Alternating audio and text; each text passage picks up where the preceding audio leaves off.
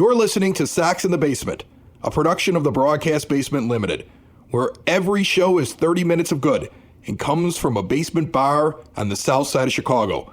Pull up a stool, pour a cold one, and join us right now for Sox in the Basement. Heard everywhere podcasts can be found, and always at soxinthebasement.com. And belly on up to the 9-foot homemade oak bar. Pour yourself a cold one. It's Sox in the Basement. My name is Chris. His name is Ed. This is all brought to you by Cork and Carry at the Park, 33rd and Princeton, right on the corner there. That's where you go for the wines, the spirits, the rotating taps. You go there for the award-winning burgers. You go there for the ballpark favorites. You go there for the incredible service, the indoor-outdoor seating. You go there because it's the place for pregame, postgame, in-game White Sox viewing. Home and away, Ed. Home and away. 33rd and Princeton, Cork and Carry at the Park. This episode is available on YouTube in video version. Some people like to watch it that way. But Ed, I don't know if you're going to be on it. Honest to goodness. I don't know if you're going to be on it. Because if I just show my video and play your voice, then it will take me 5 extra minutes after I do the audio podcast to put the video podcast together. If I have to splice you in, add an hour and a half, and I'm exhausted. So I don't know. I don't know if you're appearing on this show. Well, that's okay. I am more than just a rumor, but I am something less than a person anyway. So it all works out in the end. I mean, you might be on it, but I got a sneaking suspicion it's just me, and then when you're talking, I'm just staring into the microphone or waving at the camera or something like that on the YouTube channel. It's a distinct possibility because I taught a class tonight at Moraine Valley, and I'm still trying to get used to the new schedule as an adjunct professor at Moraine Valley Community College. I just like saying I'm an adjunct professor. I don't even know if I'm technically Isn't it fun? Is that what I am? If I'm teaching in a college, I'm an adjunct professor, right? I call myself an adjunct professor, and I teach at Elgin Community College, so yes. Okay, cool. We're both at community college. I love it. We're both teaching at community college. I'm teaching podcasting at Moraine Valley. Well, I teach legal writing. You have the more interesting gig, I think. You know what? When I start to run out of ideas in the class, I just start making jokes. Like I just start doing a show. I do the same thing. Only, I tell law jokes, I guess. Oh, well, I'm sure those are a cut up. Oh, well, you know what? You get what you pay for, okay? If you want a good, solid 10 minutes, you got to go to a regular university. I'm sorry. Okay. So like this lesson, like the first class, I was just spewing as much knowledge as I could. I thought I was prepared. It was the first time I had ever done it. I got to the end of it. Everybody thought it was really informative. And I was like, wow, I have to slow down because I was doing it like a radio show. Like I just never stopped going.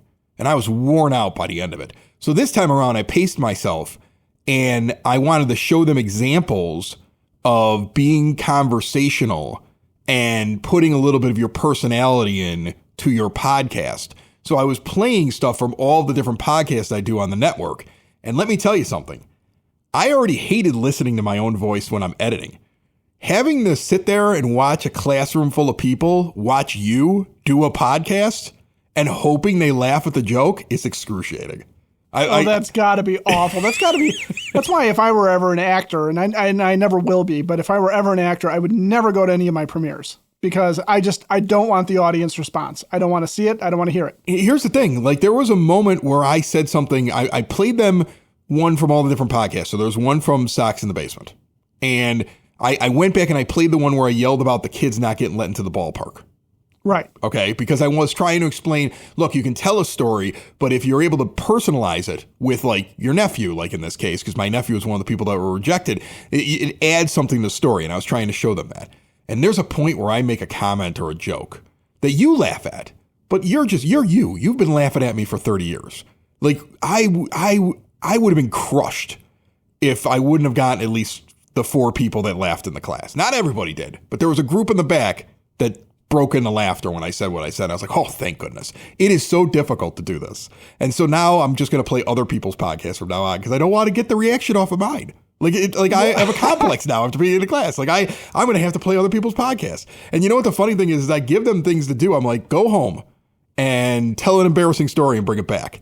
And what's great is then when I get tired of talking, I make them play their thing and I get 3 to 5 minutes as we all sit there and listen to them do their thing to give my voice a rest. So I'm picking up this professor thing. I'm working smarter, not harder. And you can take this class in the fall because I think they're gonna offer it. So you can take a class with me at Moraine Valley Community College. It's called Podcasting for a Living, and I'm teaching the class over there. So check that out online. All right, let's get to the White Sox. And my dad called me this morning.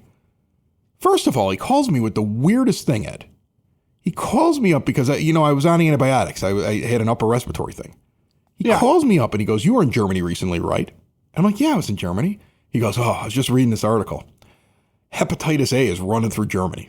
Oh my gosh. Okay. And I go, "What?" And he goes, "Hell of a time to find out." "I know you weren't feeling really well." I'm like, "It was an upper respiratory infection. I went to a doctor. I'm fine." All right. Just want to throw that out there. I mean, I just want to throw it out there. I think you've got hepatitis A. He's gotten to the point where he just says the most random stuff to me. And generally it's on the phone. It's like the phone will ring and I'll pick it up and I'll be like, hey, I read this article, that thing you had, you could be dying. I just want you to know. I don't want you to panic about it, but yeah, you probably want to go see somebody about that. Dad, I'm fine. I took a Z-Pack. I'm good. Oh, all right. I'll look it up online again. You're probably fine. Like, this is what he does to me now. And in the middle of that conversation, he then tells me, "You see that Mydroth slide the other day?" He's really into Chase Mydroth right now. Like, it's kind of hard not to be into Chase Mydroth right now. You told me that should get him into the All-Star game. That slide alone. I think that gets some notoriety. I mean, when MLB's putting that out on their socials with the slide of the year, what else do the White Sox have going for them? They have a rookie shortstop who made one really, really clever slide in a game. And I mean, frankly, he's been among their best players. And you and I have talked about how Miguel Vargas has fallen off and Mike Tauchman hasn't played enough games really to warrant it. And Shane Smith needs the break more than he needs to pitch in an All-Star game this year, although I know it's an honor and you don't want to pass it up. But I think Mydroth, I mean, he's the one thing that's kind of gone viral for them this year, where last year the things that went viral for them were how terrible they were. But would you really put him in there? I mean, look, stat line wise, just back of the baseball card for his time up here, it's pedestrian. It's 265 with a 667 OPS, I believe. Yes. That's not like blow you away type stats, but I know what you're talking about because he's been fun to watch and he's a ball player and he plays good defense and he's doing the little things. And this is his rookie season, and I expect him to only go up from here.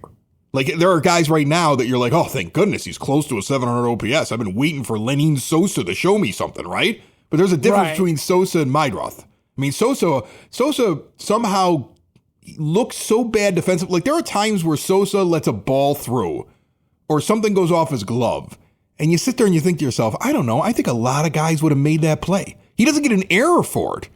But he just doesn't seem like he's capable of playing major league level defense. Chase Mydroth standing next to him, one of them is a ball player with an arrow pointed way up, and the other guy is kind of like his stat line. I see him do a few things, but it's not even in the same level. That's at least you could see that when they're both on the field with each other, right?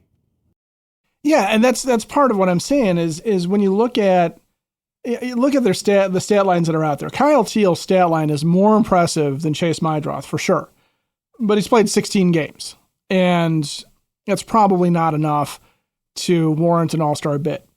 Lenin Sosa has a better batting average, has a few more home runs, but honestly, the OPS is only it's a 698 to a 667 for Chase Mydroth. And it's not like it's overly impressive above and beyond what Mydroth has done. But in an overall game, Chase Mydroth is a gamer. He's a guy, he's stolen 10 bases. He gets on base. He would make for an interesting representative for the team. And you just don't really have anybody else right now that is really showing something. The only other person I would make the claim for is Adrian Hauser. And that's the only guy that I can see. That's crazy because he just got here, but man, is he on fire. You saw me add him to my fantasy baseball team finally. I was like, I'm going to have to put him on the roster. Like, he's insane right how now. do you not at this point? It doesn't make any sense. What is he doing? Are you telling? I mean, I'm a big believer in the Bannister system, but I mean, Adrian Hauser's not this guy. He's never been this guy. So where does this come from? He's not part of your long term. Like, you just want him to just do this for the next couple of weeks and get something awesome in the trade. Because that's what it feels like they would do, unless they really are like, you know what? We found something great in Adrian Hauser. Adrian, you want to stick around here for a few years and be a member of the staff? Like, I'm really curious. The Adrian Hauser story is so interesting. And to get back to my father, who keeps trying to find diseases for me. You got the sniffles? Could be cancer. Right, yeah, you know. He's a barrel of laughs. The old man, okay? He's got nothing else to do. He's got nothing else to do. Bad hair day today. Bad hair day today, Chris. Are you sure it's not meningitis? Right. I mean, he has nothing else to do, all right? We all, like, some of us are fortunate enough that our parents have lived into old age. Some of us, I mean, look, because I know some people who don't have their dads, and they would love to have these ridiculous conversations that I have. But absolutely. This is the guy that where, like, I call him up and I go, hey, what's going on? And he will go on and on for like an hour about the fact that he's trying to work out something with a muffler problem because it's his only focus for the day. It's like one of those things that the rest of us, like, who have like a billion things to do, would be like, okay, I took it in the shop and I moved on. It wouldn't even be a story. But, like, he's looking for something every day. So it was a slow day, and he was finding diseases for his son. Well, as you do his son came back ill from Europe, so I probably got the monkeypox. Like, that's okay. You know, my dad right now, his hobby seems to be needing new and minor surgeries. So, you know, that's fun too. Yeah, but if your dad's bored, my car's been making a sound for days, you know? Here's the thing. When mom and dad, grandma and grandpa need some help, you can go to Hyatt Home Medical Equipment. They have these lift chairs there. So many different types. They bring you enhanced safety, independence and ease, comfort and support, customization and style. These lift chairs come in various styles and sizes, fabrics. You can match your home decor, and it improves the quality of life because it makes sitting and standing easier and safer for those that have gone on to their older years. Lift chairs help you maintain an active lifestyle and enjoy daily activities with greater ease and confidence, and they also reduce the risk of injury from falls, contributing to your overall well-being. Hyatt Home Medical Equipment wants to help you out with this process and show you everything. They work with your insurance. They have zero down in a lot of instances. Check them out at hhme.com or stop in and see them at 3518 West 95th Street in Evergreen Park. But here's what else Dad brought up, besides trying to find me illnesses. He started naming ball players. This is something he does every once in a while. I got this from him. I've done it on the show. It's me emulating him. We all emulate our fathers in some way. The idea of how many actual ball players are on this team. That's how he says it. You gotta accentuate ball players, right? Ball players. How many ball players do we have on this team? And you know, we've done this before. We've said, who's a real baseball player on this team? Like, as we went into the season, I was like, well, I think Luis Robert Jr. is, if he's healthy, and the back half of last year is an anomaly, which I thought it was, but it turns out it's not. So I wouldn't put him on that list. Andrew Benintendi is a professional baseball player. He may drive you nuts, but he's at least, at his worst, he's league average on OPS. And when he's having a good season, he is a heck of a contributor. He's a plus WAR player when he's on, and he's a baseball player. He's not really in their plans because I think they want to move on from him and they want to move on from his contract and they want to go in a different direction because they have a different vision and a different timetable and he doesn't fit it, but he's a baseball player. So then my father was like, okay, there's a few of them on this team now. He goes, these two catchers. And it's so fun. He can never remember any of their names. You got Kyle Teal. He's like the new one, the newest one up. I'm like, Teal. He goes, Teal, that guy's good. I'm like, thanks, Dad. Thanks for that. Like, he tells me these things because he's like, he wants me to know what I should say on the show. Right, that's part of it. I'm not watching. He wants to give you diseases. Right. Are you sure he's not trying to give you diseases to take over? Like, I'm not. Yeah, maybe that's what he's trying to kill me off so he can take over the show. That's what he wants. I mean, two Eds are better than one. So, so just saying. So he's like, this Teal's a good player. I'm like, yeah, Dad. I think we all know that Teal's a good player.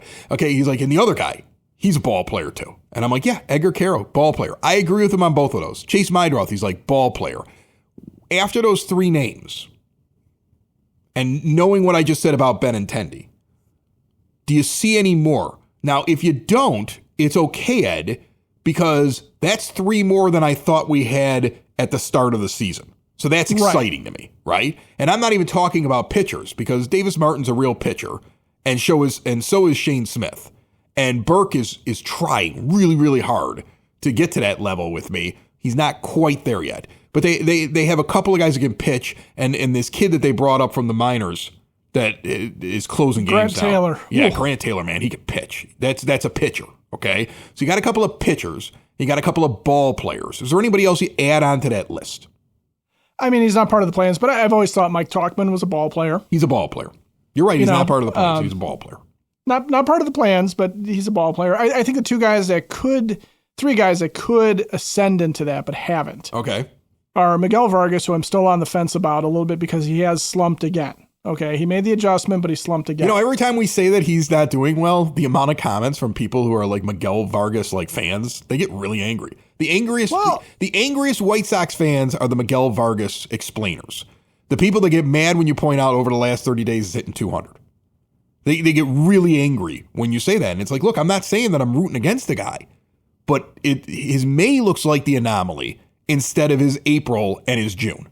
He's got to have more good months. He's got to even out a little bit because otherwise you got a problem because you got to find guys at the corners that hit home runs, corner outfield positions and corner infield positions that hit home runs and are offensive players. You need to get that if you're going to be a successful team. And you need to get some more consistency than what you're getting out of Vargas. So you're right. He could be that. I would have put him in that a month ago, but this slide gives me pause. Yeah, last 2 weeks, and I understand slumps happen, but last 2 weeks, 156 with a 499 OPS it's pretty brutal. I mean, that's a brutal stretch right there. So, yeah, Vargas, I think, has the potential to do it, though. I do think that he has the potential. Lenyn Sosa, you mentioned him. I think Sosa's got the potential to be a ball player. Yeah, but the defense is why he might never be a ball player. He doesn't have a defensive home. No. That's the only thing that hurts him. Unless he becomes a competent first baseman, which I could see, although I don't think he hits the ball out enough to really warrant that. What's he got right now? Does he have 6 home runs so far this year? So 6 home runs this year. 6 home runs. That's not enough. Because that's a guy who, we're close to the halfway point. If I'm generous, maybe instead of saying he gets 12 a year, he gets 15. Is 15 a year from a first baseman good enough? I don't think that it is. So he really doesn't if he was a good defensive second baseman and he's hitting out 15 home runs, and he's hitting 270, you'd be like, yeah. But that's the problem. Yeah, more problematic is 58 strikeouts, only 7 walks. Yeah. Okay, so he doesn't fit the on-base percentage mold that Ryan Fuller clearly wants to instill in this team. And then, the last guy I would say is Brooks Baldwin, who might be a quad A player because he goes down, tears it up in the minors, gets up here and struggles. But if he ever figures it out up here, he's got some, decent defense in him and has shown at times that he can do some things. Well, he just got up here. He's got another chance. And he's going to be playing center field. Remember when we were talking about that earlier in the year? Like they set him down and we were like, why did they send him down? And we were kind of thinking to ourselves, are they training him to be a center fielder? Is the plan here to make him the guy who takes over when Luis Robert Jr. leaves because they believe that he could be a competent center fielder? And now Robert's injured, and guess who's going to be playing center field for you? In the lineup right away when he gets brought back up. Brooks Baldwin's going to get his chance now. This is it for this kid. This kid has the opportunity. Robert's going to come back at some point, right? And until they move Luis Robert Jr., Baldwin doesn't have a home. But at some point, that's going to open up, and this is his opportunity. Like, some guys only get one real chance at making it in the major leagues. Brooks Baldwin, this is your moment, all right? Knees weak, palms are sweaty, mom's spaghetti. Okay, you better lose yourself in it because this is your only chance. Like this is your path right here. I think that's what they're looking at you to be this. So that is a really interesting story for the next couple of weeks.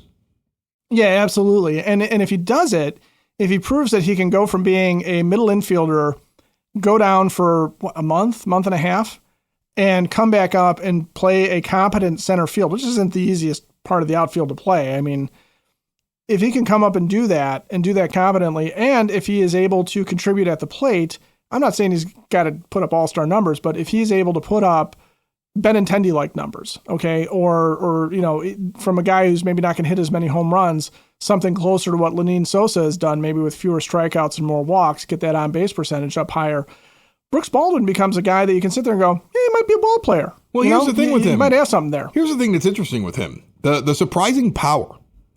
He's got 11 home runs in his 28 games down in Charlotte this year. hitting .368 with a .425 on-base percentage, a .737 slugging, and 1162 OPS. 11 home runs he's got. If you look at what he did in the small amount of time he had up here this year, Baldwin had 3 home runs over 47 games. He's not going to do what he did in Charlotte, but if he plays a competent outfield, and again, most center fielders are not where you get your home runs from. Luis Robert Jr., when he's on, is the anomaly. In reality, you generally get your big power from your corner outfielders. If he plays a really good center field, and he can keep his average up, he can get on base, he can do the things that they want him to do and what they see him do down in the minor leagues, he's got enough power that he could be a real surprise. Like this is the fun part of a very not fun thing called a rebuild, or when your team's down, or when your owner's cheap and doesn't want to pay for anything, whatever you want to call it.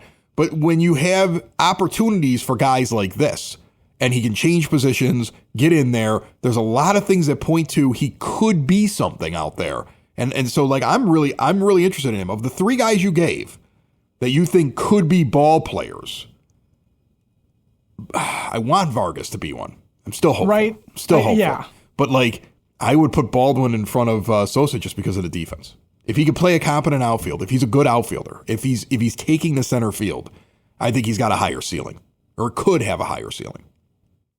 Right. And it's not to say that if he proves himself out there, that he also could not then translate what he's doing at the plate into coming back into the infield, because that's where he's, so he gives him flexibility going into next year. If they manage to trade Robert, great.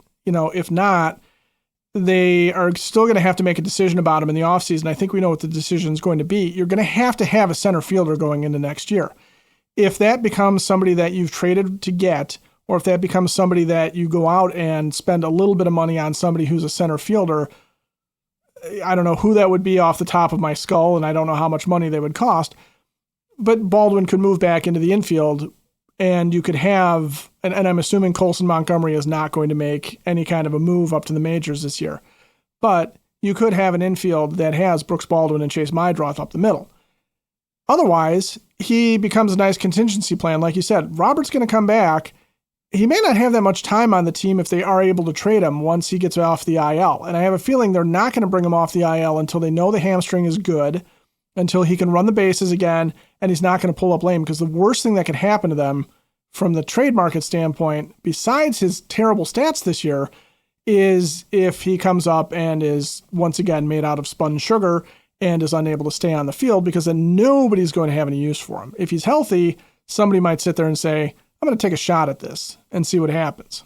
One of the other things that my dad mentioned on the phone, besides trying to tell me I might have leprosy, is his thing was like, Mydroth, you can move this kid anywhere. So like, we just got to find another middle infielder. Like, he doesn't like Sosa, and I get it, because it's very easy to look at the way he plays defense and go, okay, that's fine. You should be a sub, and maybe that's all he really is, because he really doesn't have a position out there in the field.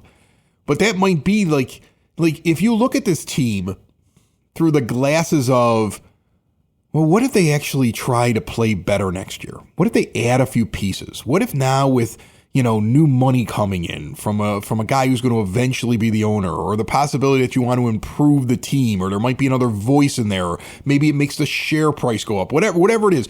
If there's a path to where they actually want to improve next year instead of march out the same crap and basically tell you we're still in the middle of like a 5-year plan over here, and don't worry about it, just spend your money at the ballpark because it's better at the ballpark, and listen to the propaganda. If they actually went to go do something, they really are a couple of corner replacements where they got to find home runs, and a competent defensive middle infielder who can hit. Not an Amaya middle infielder, but like an actual middle infielder who can hit, away from having a competent lineup, I would say. I mean, like that's really where they gotta find some power, and they gotta solve the defensive problem in the middle infield. And Mydroth, I think originally the whole idea was that Mydroth would be the eventual second baseman and Montgomery would be at short, but that's not going to happen because Colson Montgomery's cooked. I mean, I'm just going to keep saying it until he proves me wrong. Maybe I should go back to saying Miguel Vargas is cooked, because he started playing well when I said he was done. Right. Yeah, Miguel Vargas being cooked is it's a very real thing that's happening. Don't make any comments, folks. It's a very, very, very terrible thing to hear and say, but Miguel Vargas is completely cooked. He's more cooked than a burnt piece of chicken. I see what you're trying to do there. You're really laying it on. We're going to get all kinds of angry comments from the people who are like, how could you pick a Vargas? Remember where he was drafted. Look at his pedigree, blah, blah, blah. Like the people that ignore a full half season with the Dodgers that was bad, and all the bad last year, and all the bad in spring training, and all the bad at the beginning of the year, and all the bad of the last month, and they focus on May. And they go, that's what he is. And God, that's what I want him to be. Okay? Or even if he's like 80% of that, I would take it. Right? But that's why July is important for him. July is important for Brooks Baldwin. July is important for Miguel Vargas. There's a couple of other guys maybe that July is important for the White Sox to see whether or not Andrew Benintendi plays strong enough they can move him. July is important for Luis Robert Jr. to be healthy, come back and have a nice week or two so that they can get the most they could possibly get because they are going to move him. And that's what July is all about. This month, along with being an absolute scorcher and the fact that we're all going to sit around and get very excited about the 2005 World Series team, in which they are bringing a lot of guys. I mean, there's a lot of guys coming back for that team during the next weekend. So, I mean, that's going to be one heck of a celebration. But once that is all over, the reality of what's going on in the present has to still be there. I want to see strong play. And there's a lot of guys where July is make or break, or what direction are they going? Is the arrow pointed up? Is the arrow pointed down? Because Vargas has another bad month. Okay, I'm not making any more apologies for it. I'm going to be like, yep, we were right, and May was an anomaly. So prove me wrong and do a little bit better. Yeah, and that's really where we have to sit, because the next part of that after July becomes looking down at who's coming up in September. And obviously, the trade deadline, what has happened there, and who is coming onto this team and seeing what they've gotten for whatever it is, Robert, for Adrian Hauser, for Andrew Benintendi, for Mike Tauchman, for whoever it is that they managed to move. And looking down in the minors, you mentioned they need another middle infielder. Well, the only guy that's in Birmingham that seems to be doing anything is Jacob Gonzalez.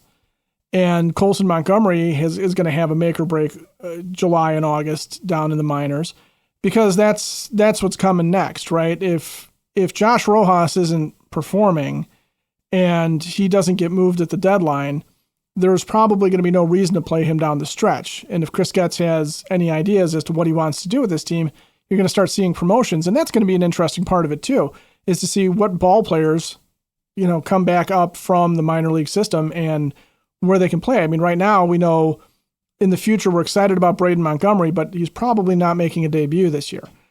Schultz and Smith may not pitch for the White Sox this year, although we thought maybe that was a possibility at the start of the year.